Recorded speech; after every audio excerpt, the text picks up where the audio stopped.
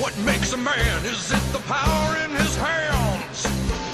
Is it his quest for... Howdy all, lovely to see you all again. It's been so long, about 18 months since my last Q&A, so I put a little post up on Facebook asking what you guys would like to see. If you're not already on my Facebook, Learn That Solo at Facebook, please get on that, hit a like and you'll be more in the loop with my behind the scenes antics and whatnot. So today I got about 101 comments and questions that I was supposed to look at. I've picked maybe 10. We'll see how many we can get through before I start to grow weary. So let's have a look at the first question. Okay, so the first question I got was, how much theory do you know and how did you learn it? That was from Nick Fowler. How much theory? I can't really measure it, but I'll say what I know, and hopefully that'll give you guys some insight to how I went about doing things. When I first started teaching, obviously, I needed to get a bit of theory behind me so I knew what the hell I was talking about. So it was really important for me to learn all of the key signatures, obviously the note names and the sharps and the flats in each signature, so that we could talk about what key songs we're in when we're doing a solo or when we're doing improvised soloing, how to deal with the keys and the chords and all that sort of thing. After that, I really focused on diatonic chord structure, which is what each key signature the chords are made up of and all of that jazz, and then dealing with modes as well. Those were really important things. I think the key thing with learning theory and all music is, if you can read it in a book and understand it, that is fine, but I think the application to the instrument is the most important thing. If you're working through the diatonic chord structure, hear yourself playing the chords, go through them. If you're trying to figure out how a diminished or an augmented chord is working and you're going, what the shit's a raised fifth, when you're dealing with those things, it's really important to hear a chord in its original context and then hear something like an augmented fifth or a diminished seventh or something like that, just so that it's not just something that you can wank off and talk about in public. It needs to be something that you can turn into music and create sound with. So hopefully that answers a bit of your questions about how much theory. I know there's still heaps to learn, obviously. Every time I watch Again's Larson video, I realize, holy crap, there's so much crap I don't know. So there's always more to learn. The journey never stops. The internet and libraries and other fantastic teachers are resources that are all available to you guys and myself included. So hopefully that answers your question, Nick Fowler. Okay, our next question comes from Patrick Rivelle. I'll figure it out. Apologies, Patrick. I gave it my best. His question is, how do you choose which solo to teach us next? Is it by mood, number of requests, or just solos you find personally challenging? This is a great question. It's all of the above, really. My mood is a very selfish thing. So sometimes I'll be like, what does Chris want to do today? Back in the early days when I didn't have that many subscribers and when I was starting out, it was all based on what do I feel like teaching today. And that will be anything from something like Mr. Big, I'm the one who wants to be with you, or something like Megadeth or Testament, all of that kind of thing. As the channel grew though, I really wanted to cater to the larger number of requests because I knew that would get views and keep multiple subscribers and fans happy. One thing I don't do is, I'll get a request that says, hey man, I was watching a Japanese cartoon and on the 14th episode there's like a solo during this fight scene. Can you teach that to us? And who the fuck's gonna watch that? So what's the point in me going to that sort of level of dedication to learn something so obscure when there's something as simple as, say, something like Wake Up Dead by Megadeth, which I am going to do soon. I'm so sorry it's taken so long, but that has been requested countless times, so I will get on top of that. As you guys know, I had heaps of Avenged Sevenfold requests. I had to do Hail to the King. I really wanted to do Second Heartbeat. There was so many great solos by those guys, and Megadeth, obviously, and Metallica. There's so many bands I could name. And that sort of pushes me to make some decisions with that. The last one that he said, maybe solos you find personally challenging. If I get presented with something that isn't ridiculously popular, but is going to push me to learn it and really, really better myself and have to work on recording it at a good enough level, because if you do a shit job, you're going to get trolls destroying your out-of-tune bends and you lying about you shredding and all of those things. So you really want to push yourself to get it as tight and as awesome as possible. A couple of weeks ago, I did Erotomania by Dream Theater for that very purpose. I thought, I've always sort of known how to play this, but if I get it note for note perfect and then I can share it with you guys, that's a good excuse and a good outlet for me to sort of say, all right, you've reached the finish line. This was a stupidly challenging solo. You've learnt it by ear. It's taken freaking forever. And I guess the bonus of doing that and pushing myself that hard is that I get to share it with you guys. And you can leave going, now we can play that stupid, ridiculous solo if you have the patience for it. So I hope that answers that question as well as I could have. Okay, the next question comes from Jake Melkani. Do you still remember all of the solos that you have taught us over the years? There are so many. Jake, not a freaking chance. There's so many solos, so many notes per solo. One thing that I really, really regret doing up until the Hail to the King lesson, which I think was about lesson 135, I wasn't including tabs, which means that I wasn't actually tabbing the solos while I was figuring them out, which is really, really stupid because there's no way for me to go back on them other than going back and watching myself in 2012 or 2013 teach future me how to play it. So it's a really, really dumb thing that I did way back in the day. But if I do really want to relearn something, or it does come up to need to be taught again, it doesn't take me too long to relearn things. I remember the adventure roughly, but there's no way that my brain has retained all of those solos perfectly. I hope that answers that question.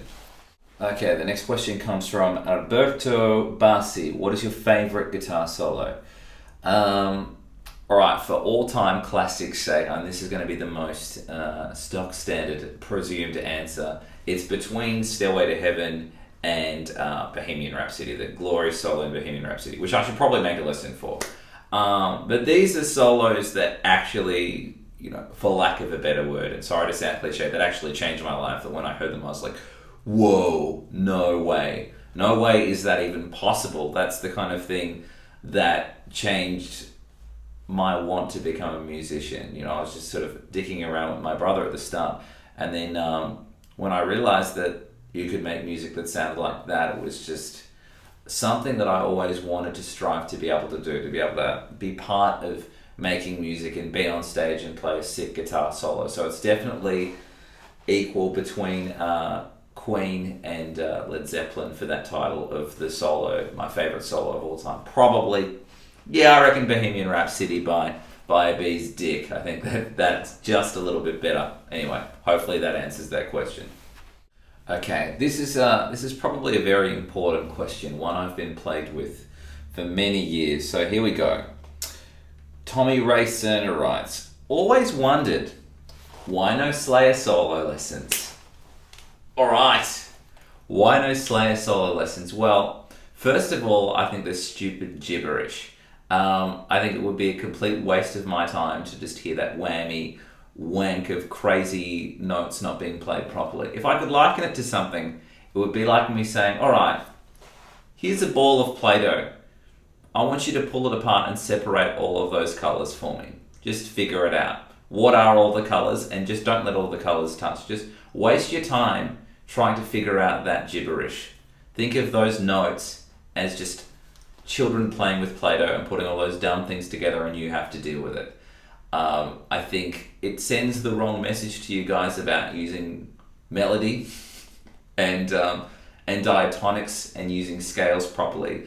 I just really can't bring myself to do it because it's heaps of work. I hate the sound of it, and two, I just think it's the wrong message. If I could liken it to something, it would be trying to compare the work of Monet to a child aggressively finger painting, potentially with their own fecal matter. So that's why I don't do any Slayer solos. Okay, next question. Sorry about the Slayer thing, I got a little bit upset there. Anyway, hopefully I didn't offend too many people. Sebastian Schmidt writes, if you could form a band with any other musicians in the world, what would the dream lineup be?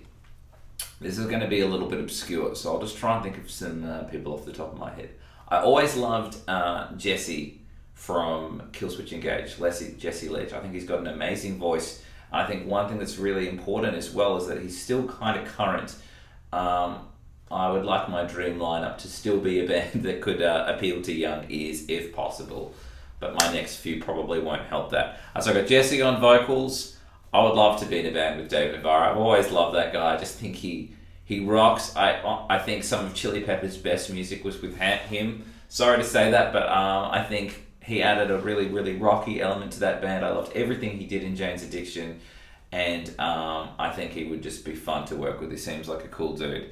Bass players, I love that guy from Jamiroquai. I was listening to Emergency on Planet Earth this morning, the 1993 album. I was listening to the bass, I was like, holy shit, that just pops. It's got such a cool groove and adds so much to the music, so he can be my bass player.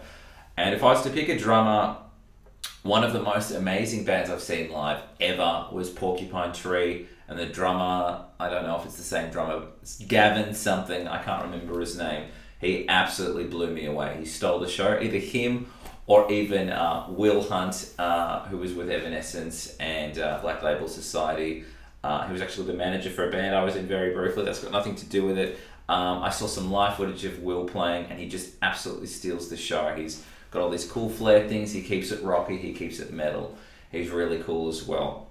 If I was to have a backup band, if all of those guys died in a plane crash, I definitely want Dan Donegan from Disturbed. He's freaking awesome. Who else would be in my if everyone died in a plane crash band? And maybe Scott Weiland when he was less of a douche, but I don't know when that was. Maybe early 90s, kind of chunkier Scott Weiland would be good. Anyway, enough of that question. Let's move on. Okay, the next question is a bit of a long one, but it is a good one, so I'm going to try and answer this as best and thoroughly as I can. This is from Taylor Brown. He says, "Hey Chris, can you tell us a bit about your album?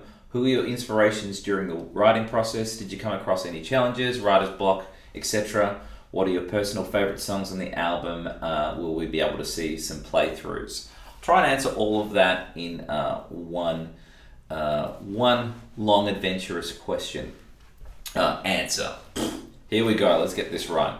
Some of the inspirations I had during this album, I really wanted to capitalize on the 7-string thing, because the last band I was in was the first time that I was asked to play a 7-string, and they were all down half a step, which is basically Nevermore Jeff Loomis tuning, and then we were sort of doing like a drop D thing, but on the low B string. And after you've gone down half a step and then a full step, you get a low G sharp or A flat, and I fell in love with this sound. So I wanted to listen to some bands that had that kind of low chunk.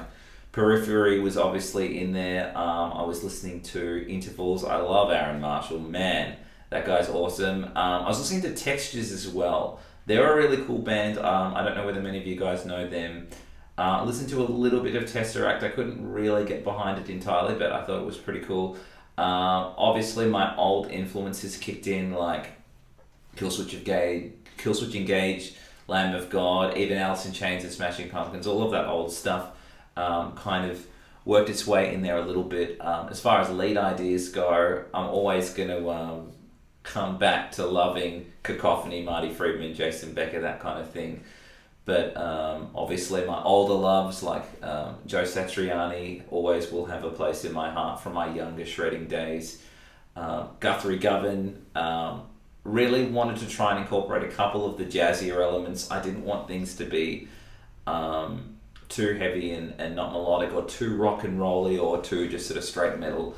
One thing I do try to avoid, hope I don't ruffle any feathers here, is getting that sort of Bullet for My Valentine or Trivium sound. Everything sort of seems to work a little bit too well in their solos without that sounding too artistic-y and wanky.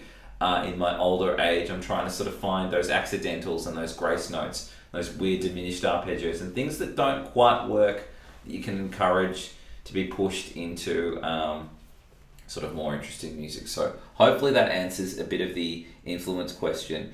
Coming across challenges and writer's block, there were some points where I was looking at the songs that were going to make the album, and all of the songs were about 75% finished, and I just couldn't bring myself to finish them. Like, I'd get to it, I'd listen to the song, like, it's not finished, but I don't know what it needs.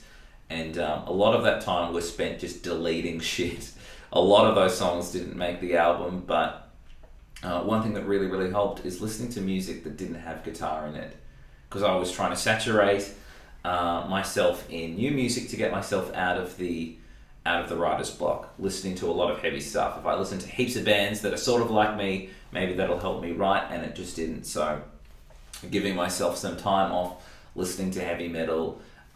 In my day job when I teach a lot of contemporary music, a bit of rock, but mostly sort of pop music and contemporary music as well. And because that's not riddled in distortion, I got a lot more melodies. I even found myself listening to the phrasing of people like Rihanna and Ed Sheeran, and then trying to emulate that into guitar, because it's not straight notes with voice. It's a lot more expressive.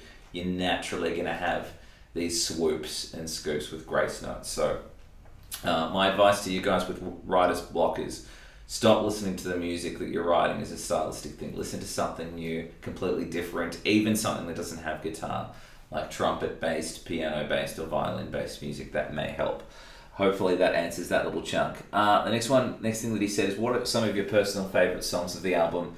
My personal favourite is Just the Cook. That was the first song. I'll put a link in the description so you guys can hear the songs and buy the album if you want to. I'll put a link in the description for that. Just the Cook, I wrote after watching Under Siege, which is one of my favourite, if not my favourite, Steven Seagal movie. And the whole Seventh Dan COUNTERFORCE thing was based on his level of Aikido and ability to politely step out of the way and throw people. So it's all a big Steven Seagal gag. Anyway, I wrote Just the Cook because I was messing around with some major 7 at 9 or major 9 chords, and there was something really nice about them, and then I got the low 7 string involved, and there was something about the sound that I hadn't personally heard come out of myself before. When I started messing around with those and hearing how dark they were, I decided that was what I wanted the 7th Dan COUNTERFORCE sound to be.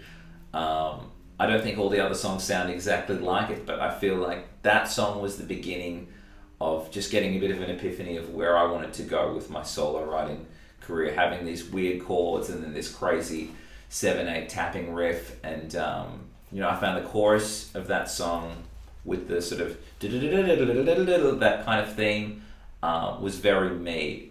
From any band I've ever been in, I've sort of found myself writing music to cater to what's the singer going to do, how's the bass going to work in that. And even in my earlier days, is this going to get in the radio? How marketable is it going to be? I don't think like that at all anymore.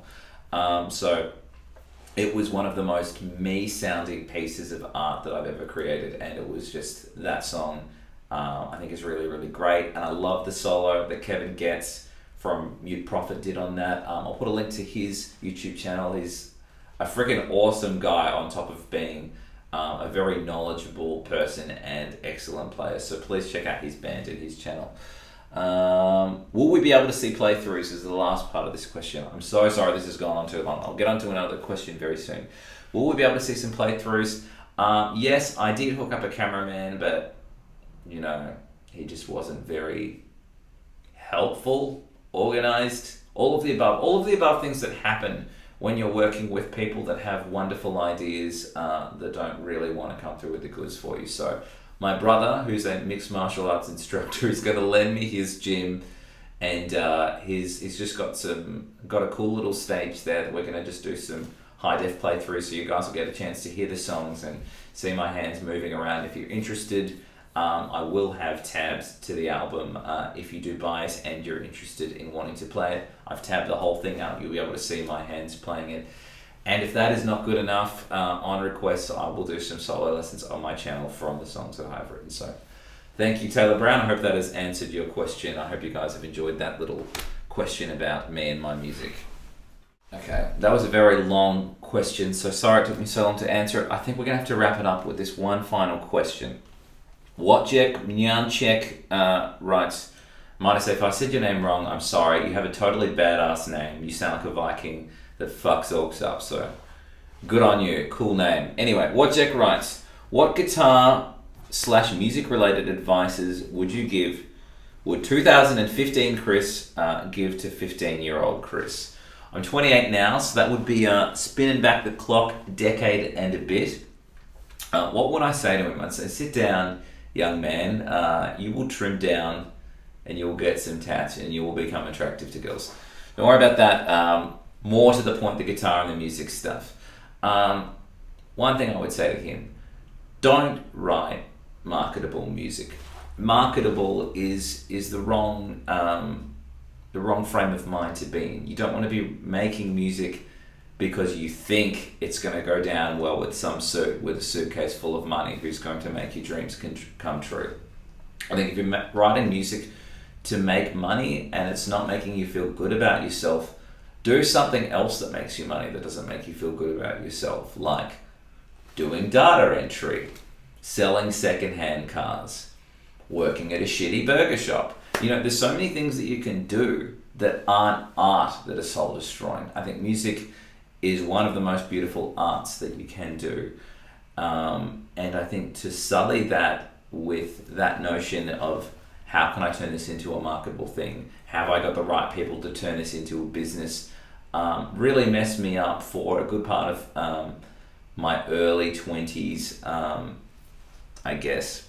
Took me a while to get to those points. In high school, when I was 15, I was more playing it for fun. And I think if I could tell 15-year-old Chris, stay on that path, be creative, just keep having fun with it. And I hope you guys can take something away from this when I say that don't get into a band with people that are going to have that frame of mind. You want to just be creating music because it's fun. And if there's people that are weighing you down, just your vision, and it doesn't necessarily need to be a successful vision, but you creating art and wanting to play new music to your fans, even if there's only 50 of them or it's 100 of them. If you've got this new music and you've got someone that can't be bothered learning it because they're too busy with the other shit in their life, fuck them off. Just piss them off. Because that's wasting your time. That is taking your dream and what you want to do and what you want to share with the world, and that's putting that on hold for some other douchebag who can't be fucked learning his shit, who's got a shit girlfriend who destroys his life, who's got a shit job that's making you wait. Fuck those people off. They're wasting your time. Create music with people that you care about, that you can just see having a really good time with. And if you can share that with 40,000 people at one stage or 12 in just one little bar, the most important thing is that you're happy with yourself and you're happy with the end product, and that you're happy to share that with the brothers on stage that you have, or sisters if you have a mixed gender band. So I hope that has been a good answer to that question. I hope 15-year-old Chris is watching this. One day, buddy, we will meet, we'll high five, and there will be some sort of paradox where the universe eats itself a little, like that house, and that, you know what I'm talking about. Anyway, hope this has been helpful. If you haven't liked my Facebook page, please do. Please buy my album. And there was one more thing I was going to say. No, I think that's it. Please leave a comment on the description below if you haven't been able to do so on Facebook. So just leave one in the comment section of the YouTube thing, and perhaps in a month or so I'll do another Q&A because it's been so freaking long. You guys have given me so many good questions. I couldn't get through them all today. Anyway, ciao.